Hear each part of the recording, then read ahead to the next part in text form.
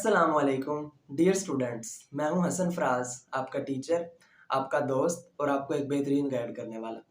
Dear students, today we are going to start our new topic which is difference between Rutherford atomic theory and Bohr atomic theory.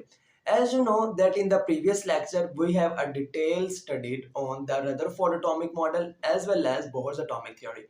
But now it's time to see the difference between the Rutherford atomic model and the Bohr's atomic theory. So this is very informative for lecture for you. So let's start our lecture properly.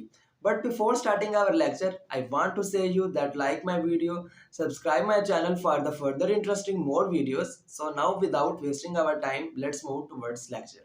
Lecture number 8. Dear students, chapter number 2 of chemistry, class 9th and first year. Topic of lecture is difference between Bohr and Rutherford atomic model.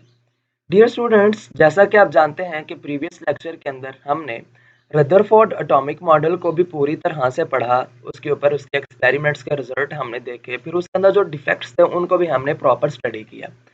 और next lecture के अंदर हमने फिर Bohr atomic model जो था हमारे पास उसको भी सारा स्टडी किया, उसके जितने पोस्टुलेट्स थे हमारे पास हमने उन्हें भी स्टडी किया।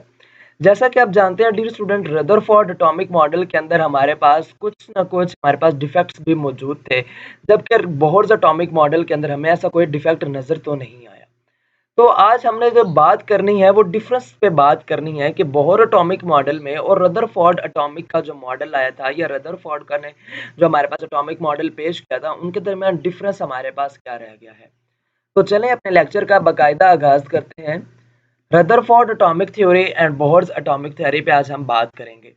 It was based upon the classical theory. Rutherford atomic theory जो थी ये हमारे पास क्लासिकल थ्योरी पे बेस्ड कर रही थी, जबकि जो रदरफोर्ड बोहर्स एटॉमिक थ्योरी जो थी ये हमारे पास क्वांटम थ्योरी के ऊपर बेस कर रही थी। अब देखना ये है कि क्लासिकल थ्योरी में और क्वांटम थ्योरी के अंदर फर्क क्या है और ये बेसिकली चीजें हैं क्या। Classical theory and quantum theory are the important theories in physical chemistry.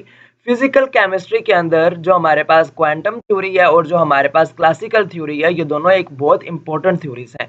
The key difference between classical theory and quantum theory is that classical theory describes nature at macroscopic level, यानी कि बड़े level के ऊपर, बड़े पैमाने के ऊपर हमें जो मोशन डिस्क्राइब कर रहा होता है, हमें मोशन नजर आ रहा होता है, वो हमें दिखा रहा होता है, बेसिकली वो हमें तैयारी होती है क्लासिकल थ्योरी। लेकिन अगर हमने एटॉमिक लेवल के ऊपर जाके बात करनी होगी, अगर बहुत ही माइक्रोस्कोपिक लेवल के ऊपर जाके बात करनी होगी, तो हमें क्वांटम थ्योरी की मदद से ही पता चलेगा कि एक एटम के अंदर आया इलेक्ट्रॉन्स किस तरह से रिवॉल्व करते हैं, अब उनके अंदर एनर्जी इमिट कब होती है, एनर्जी एब्जॉर्ब कब होती है, या इनके जितने भी मॉडल्स हैं ये सारे कुछ जो हमें पता चलेगा ये हमें किससे पता चलेगा, क्वांटम थ्योरी से पता चलेगा। बेसिकली यही क्लासिकल थ्योरी और हमारे पास क्वांटम थ्योरी के अंदर डिफरेंस था। अब यहीं से हमें फर्क महसूस हो जाता है, यहीं से हमें डिफरेंस पता चल जाता है कि अगर एक क्लासिकल थ्योरी के ऊपर बात है तो वो तो बात बेसिकली मैक्रोस्कोपिक लेवल के ऊपर है, वो एटम की तो बात ही नहीं हो सकती। देयरफॉर उन्होंने एटॉमिक जो रदरफोर्ड एटॉमिक थ्योरी था या रदरफोर्ड एटॉमिक मॉडल था इसको निगलेक्ट कर दिया गया था, इसको रिजेक्ट कर दिया गया था। रदरफोर्ड एटॉमिक थ्योरी का दूसरा point, electron revolves around the nucleus. इसके अंदर जो हमारे पास इलेक्ट्रॉन होते हैं वो न्यूक्लियस के इर्द गिर्द हमारे पास रिवॉल्व करते हैं। इसलिए मैंने नहीं बताया था कि आया वो ऑर्बिट के अंदर रिवॉल्व करते हैं, कि आया वो शेल के अंदर रिवॉल्व करते हैं, आया वो उसके अंदर सब शेल्स के अंदर रिवॉल्व करते हैं, ये कहाँ पे रिवॉल्व करते हैं इस बारे में हमें रदरफोर्ड ने कुछ नहीं बताया था। लेकिन अगर बोहर की बात की जाए तो electron revolves around the nucleus in the orbit of fixed energy. इसने हमें बताया था कि जो हमारे पास इलेक्ट्रॉन्स हैं वो हमारे पास शेल्स के अंदर रिवॉल्व करते हैं अराउंड द न्यूक्लियस, और वो भी पूरी अपनी एक फिक्स्ड एनर्जी के साथ। उनकी एक एनर्जी फिक्स होती है, जिसे हम कहते हैं क्वांटम एनर्जी, जिसे हम क्वांटा कहते हैं, मतलब एक फिक्स्ड एनर्जी जो हमारे पास होती है उसके अंदर वो रिवॉल्व करते हैं।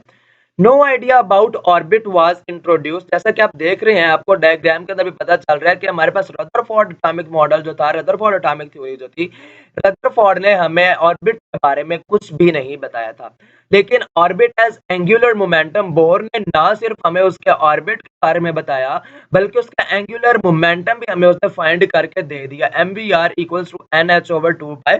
आपने इसके लास्ट पोस्टुलेट्स के अंदर, हमने लास्ट लेक्चर के अंदर इसको प्रॉपर तरीके से डिस्क्राइब किया, वहां पे प्रॉपर हमने इसके ऊपर लेक्चर में बात की थी। तो जो हमें बोर था, इसने हमें उसका एंगुलर मोमेंटम भी बता दिया। अब रदरफोर्ड की बात करें तो रदरफोर्ड ने कहा था कि कंटिन्यूअस स्पेक्ट्रम के अंदर हमारे पास जो एटम है वो हमारे पास इमिट करता रहता है या फिर एब्जॉर्ब करता है अपनी एनर्जी को। लेकिन जो बोर था, इसने हमें बताया था कि वो लाइन स्पेक्ट्रम के अंदर हमारे पास इमिट करता है या एब्जॉर्ब करता है एनर्जी को। रदरफोर्ड एटॉमिक थ्योरी के मुताबिक एटम शुड कोलैप्स, एटम जो होता है उसको कोलैप्स कर जाना चाहिए। किस वजह से? क्योंकि जब वो कंटिन्यूअसली एनर्जी इमिट करता रहेगा या एब्जॉर्ब, मतलब उसकी इमिटेशन इतनी ज्यादा एनर्जी होती रहेगी, उसमें से इमिट होती रही एनर्जी, तो डेफिनेटली हमारे पास जो एटम होगा वो एक टाइम आएगा जब वो डिस्ट्रॉय हो जाएगा, जब वो खत्म हो जाएगा, उसकी कोई हमें आइडेंटिफिकेशन ही नहीं रह जाएगी। लेकिन इसने हमें कहा था कि atom should exist, atom exist करता है। एटम क्योंकि हमारे पास लाइन स्पेक्ट्रम के अंदर ना सिर्फ एनर्जी एब्जॉर्ब करता है, बल्कि वो एनर्जी इमिट करने के साथ एनर्जी एब्जॉर्ब करता है, और वो भी तब जब वो हमारे पास एक एंगुलर मोमेंटम के साथ मूव कर रहे होते हैं किसी ऑर्बिट के अंदर, तब नहीं, तब वो एक ऑर्बिट से दूसरे ऑर्बिट के अंदर या एक सेल से दूसरे शेल के अंदर जाता है, या फिर वो हायर टू लोअर या लोअर टू हायर आता है, तब वो एनर्जी इमिट या फिर एनर्जी एब्जॉर्ब करता है। तो बेसिकली ये कुछ डिफरेंस थे हमारे पास रदरफोर्ड एटॉमिक थ्योरी और बोहर्स एटॉमिक थ्योरी के अंदर। उम्मीद करता हूँ कि आपको लेक्चर बहुत ज्यादा अच्छे तरीके से समझ आ गया होगा। अगर मेरी वीडियो पसंद है तो इसे लाइक करें, मेरे चैनल को सब्सक्राइब करें, ताकि आने वाली मजीद इंटरेस्टिंग वीडियोस और अच्छे कॉन्सेप्ट आप तक पहुंचते रहें। तब तक के लिए अल्लाह हाफिज।